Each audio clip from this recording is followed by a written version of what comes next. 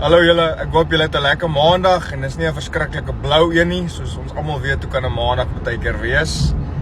Maar ek wil sommer met julle iets kom deel. So byt bietjie vas en luister na wat ek te sê het. Ek wil met julle kom deel en wat 'n lewensles vir my was, is dat jy nie in 'n wrok in jou hart moet rondloop teenoor iemand of iets of so aan nie. Partykeer is dit net beter om te vergewe.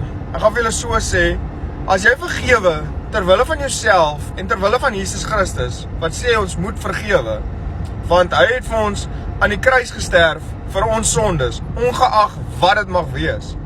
Nou, dink daaraan, as jy vergewe en jy vergewe daai persoon in jou hart en jy loop en jy maak jou los van al daai bande en so aan wat jy, kan ek sê, wat jou vasgehou het, gaan jy soveel beter voel. Dit gaan voel of 'n berg van jou skouers afgelig is. Dit is ongelooflik wat vergifnis vir 'n mens kan beteken, maar dan moet jy dit opreg doen en jy moet dit in jou hart doen. Ek beloof jy gaan vrygemaak word en jy gaan soveel beter voel.